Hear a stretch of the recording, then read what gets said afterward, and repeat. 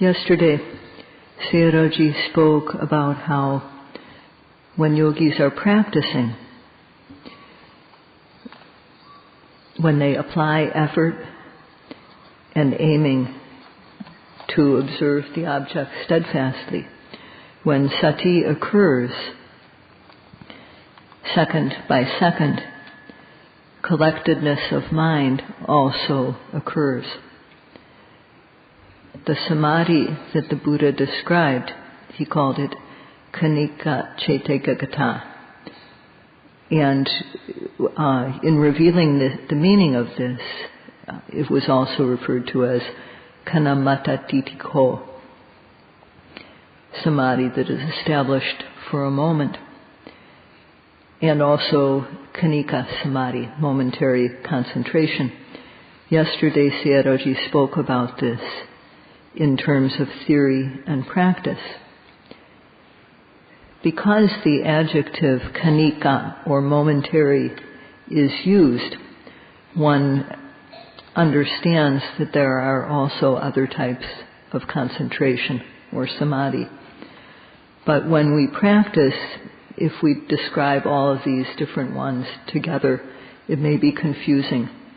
So Sayadaw felt that it is more clear to describe the samadhi that arises in practice, khanika samadhi, and just describe that alone. Those who listened carefully understood, and one just needs to do the work then. So if one doesn't apply effort and aiming to create sati, then it won't be easy for samadhi, khanika samadhi, to develop. And if khanika samadhi is weak, then panya, wisdom, will also not be easy to develop. So in order to make khanika samadhi arise and become good, one simply has to, as the saying goes,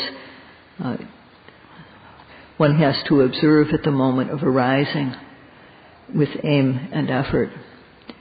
So every arising object, starting with the rising and the falling, the yogi has to apply ardent effort and accurate aim in order to observe the object steadfastly. So this is the task of the yogi. This is always present, and it's very important.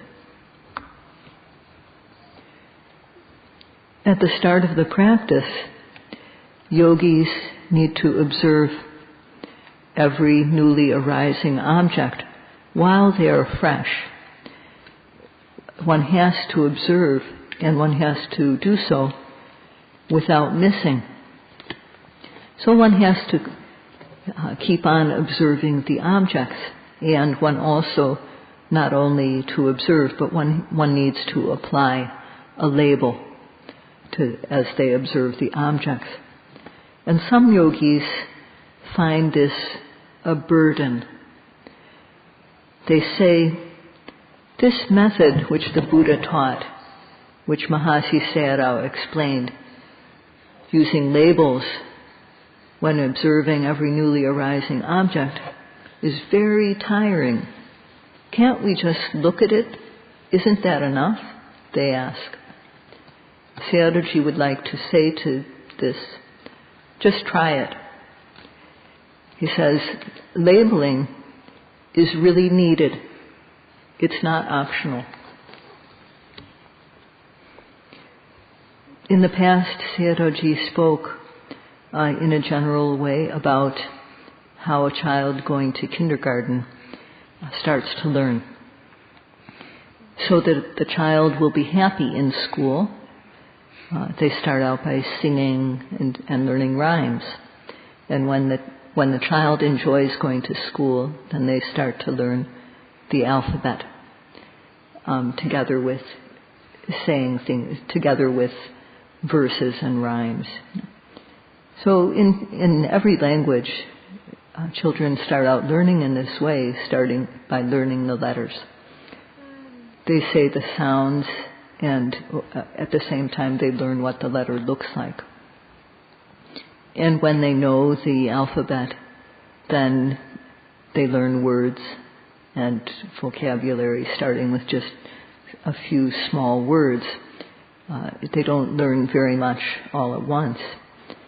In English, for example, the alphabet A, B, C, D, and so on, they learn the alphabet like this, and then they start to learn spelling small words like C-A-T, cat, and R-A-T, rat. And so when they learn like this, the children can't just learn it in their minds. The teacher shows the children how to pronounce the letters and words, and the students copy the teacher, and they learn how to make the sounds properly. So we should look at this example in thinking about what yogis do.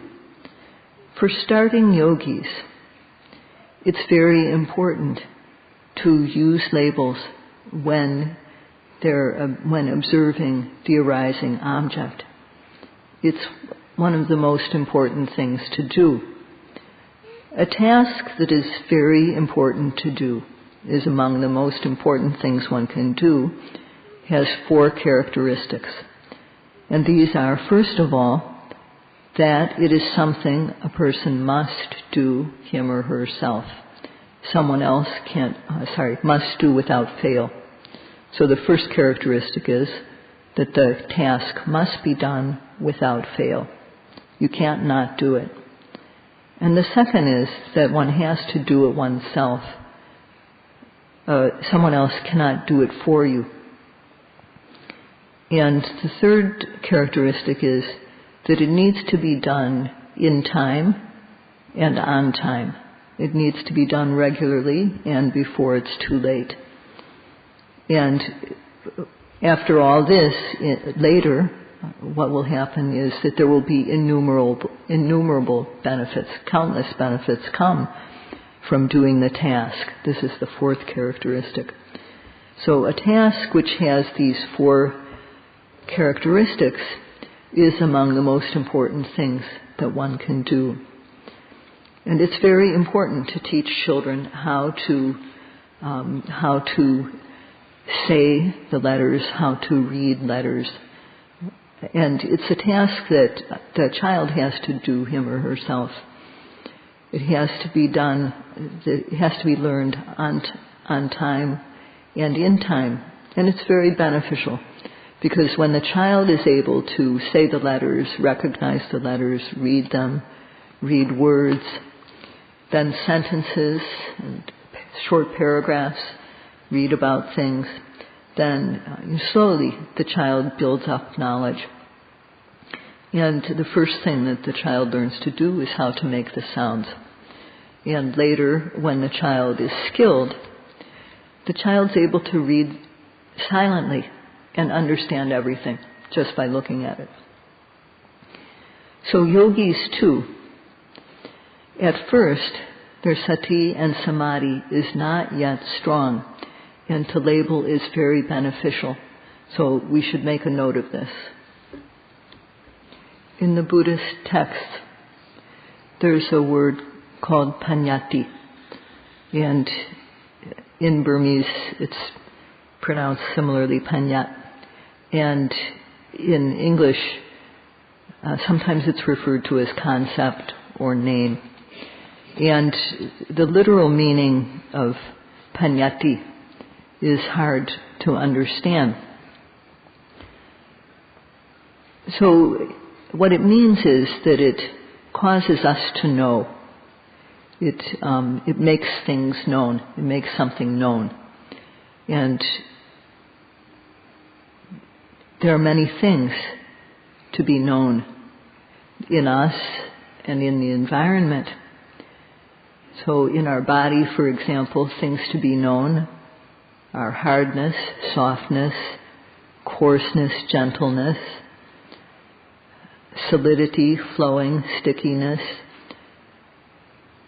heat, cold, lightness, stiffness, tension, movement, knowing, contact, feeling. There are many things. And these are things, how should I say,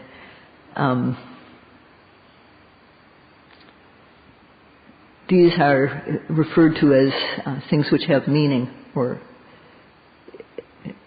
I'm trying to think of a good word for this, but these are things which are meaningful. They refer to something.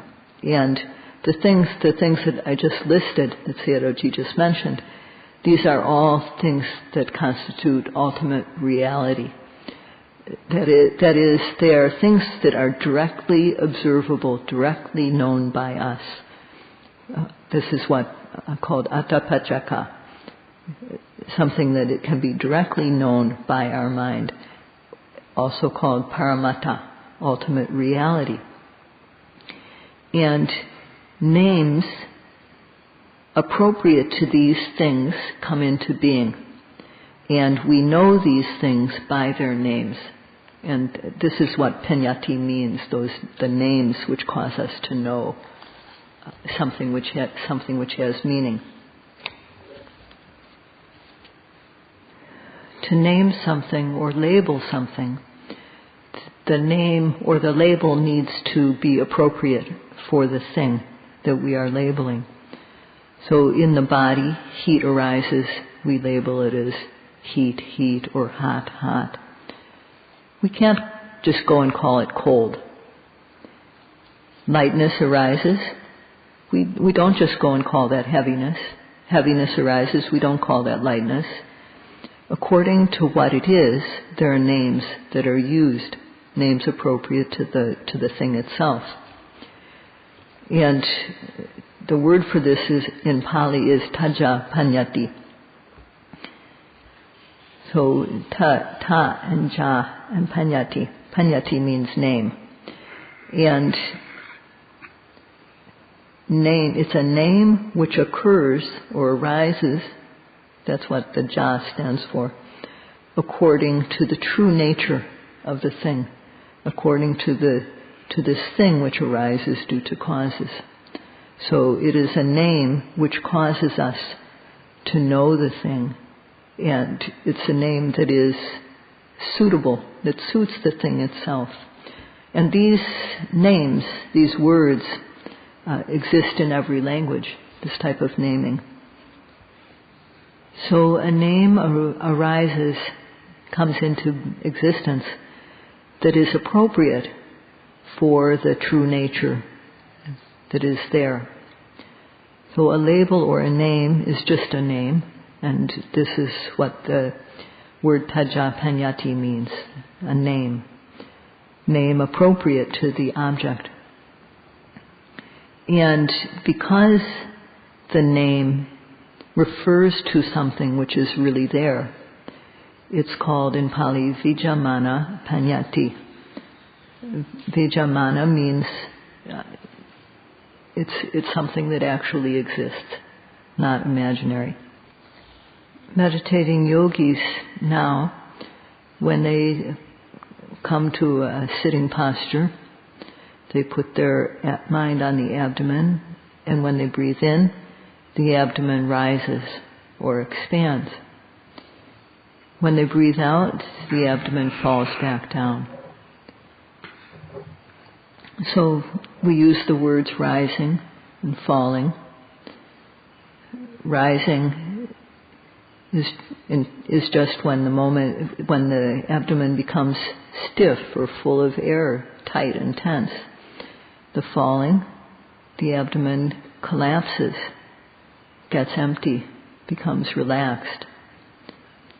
So these are names, rising and falling are names that are appropriate to the true nature that is really there at the moment. When there's heat, the name that refers to it is heat. Cold is referred to as cold. When there's feeling, it's feeling. When it's bad feeling, then it's bad. If there's lifting, the vocabulary lifting is used. Moving, is referred to as moving, placing as placing, standing as standing. At the moment of lifting, moving, placing, there are mind and matter occurring, and we use ordinary words, lifting, moving, placing, standing, to refer to what is, to the true nature that is happening at that moment.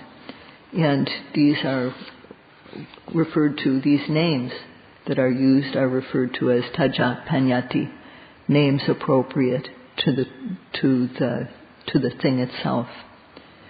And in the same way, there's phenomena such as closing the eyes, opening the eyes, or focusing. So these, in those moments, true nature is occurring. And according to the true nature that happens in that moment, the vocabulary of the terms or names, closing the eyes, opening the eyes, focusing, these come into use, these arise. And these are all called Tajja Pannatti, names which suit the thing itself. So we apply these names, Tajja Pannatti, names appropriate to the thing, when on the true nature which arises. So the true nature is simply mind and matter. And in the body, the most obvious of what occurs in the body is the air element, Vayodhatu. So one puts the attention on the abdomen in sitting, and the rising arises. So rising is the name, Tajja Pannatti, the name that refers to the way the abdomen gets stiff and expands. It describes this occurrence. And for falling, also, falling is just a name for the true nature that happens in that moment, the collapsing of the abdomen, relaxing. Lifting, moving, placing. These are just names. They're not true nature themselves, but it is the name that refers to the thing. So what is really there at the moment of lifting or moving or placing, what is there is stiffness or tension or movement. And these are things which can really be seen by us directly. And they are also called sabhava, or true nature. So this word bhava, the first step, this part of it, bhava, bhavati upajjati ti bhavo. This means that the word bhava is explained etymologically, that because it happens, because it exists, it is called bhava. So stiffness, for example, that occurs in the body, this is really there. And the word sabhavo is explained as sako bhavo, sabhavo. Sako means individual. That means that the nature, the characteristic of air, for example, is not like or not mixed up with any other type of characteristic. It is unique to the air element. So sako bhavo, sabhavo, its own individual nature. And together with this, the word Dhamma is added, sabhava Dhamma. So there are many, many types of sabhava Dhamma besides stiffness and tension. And these are really there, they really exist. There are many types of true nature in one's body, sabhava. And we learn about this. We learn by reading or by hearing, by discussing. And we know, when we know their names, when we know the true nature, why is it that a person who wants to know this true nature should use labels in order to know the true nature? Why should they use names? It just confuses things to use labels or names in order to know true nature. Meditation is for knowing sabhava. It's for knowing true nature. To know sabhava is very important. So isn't it enough just to look and see? Why do we use labels? So this is something to think about. So because of that type of doubt that arises, that meditating yogis have when they do the practice, in the text, this is posed as a question and answered, because in order to answer this doubt that people have. In the text it starts off by saying, Nanucha, which is like saying, I have a question, excuse me. And the person is trying to simply point out what they see as being a fault in an open and honest way.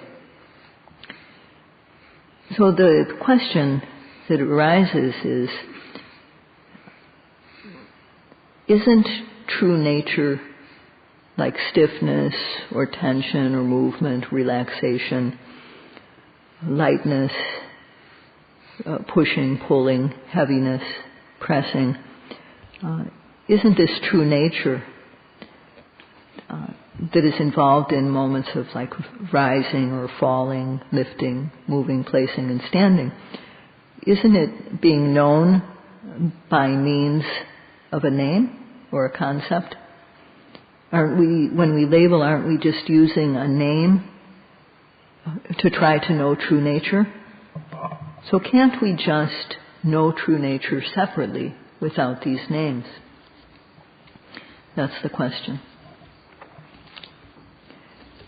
The question raised contains a valid point. So the text goes on to say, yes, this is true. But this only occurs in the early part of the practice, before concentration and knowledge is developed, before these are good. When power has not yet arisen, when the observation is not yet continuous, when sati, samadhi, and panya have not yet arisen, we have to use labels. And it's similar to a child who learns the letters. First of all, saying them aloud, spelling out, learning short words, reading aloud. This is similar to what we do. So when one practices reading a lot, then one becomes skilled in reading, and one no longer needs, as one develops in reading and goes from grade to grade, eventually one no longer needs to read out loud or spell out loud. That one can just read and know what is on the page. So when a yogi has enough practice, it's the same way. Before one develops the ability, then one has to use labels. Before samadhi, jnana, before concentration and the knowledge which comes from concentration, before this is developed, one needs to use labels in order to be able to see the objects clearly, and so that one thing and another, so that one will be able to see the difference between two different things. So it's not that labeling is not something that the yogis are asked to do because it is inappropriate. It's very appropriate to do it. However, as the text continues to explain, bhavanaya puttamanaya, when the bhavana mind is developed, that is, when the bhavana consciousness occurs one after another continuously, first of all, it comes into existence, and then it gets developed, becomes larger, becomes stronger, better. So when it is well developed, then it is said, Pannatti samatekamidva sabhave yewa chitan tetati.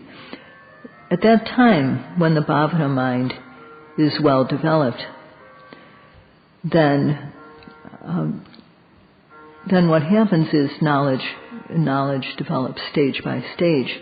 The mind goes beyond concept, it goes beyond the name, and it rests on each newly arising object and knows it. Later on, when one noting follows another without a break, and the pure mind seems to be lining up one by one, mental energy has been developed. Later, when Vipassana knowledge is complete, there is no longer any need to use labels. One can simply watch and know. Try it and see.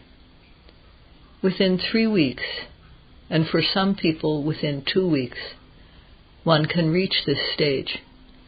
However, if one is thinking or not working properly, it is not possible. People who practice respectfully, with meticulous care and continuity, are sure to gain this knowledge. The true nature which really exists within one's body will appear to be very swift. Then one will be very happy, and one will no longer want to miss a single noting. If one continues in this way, it won't take long. The person is sure to gain true happiness and peace. Today, Sayadaw has begun to speak about this. Tomorrow, he will speak about how one needs to note using Tajja Pannatti, appropriate labels or concepts, and how one comes to be able to note and know without using labels. This is all for today. Sadhu, sadhu, sadhu, sadhu.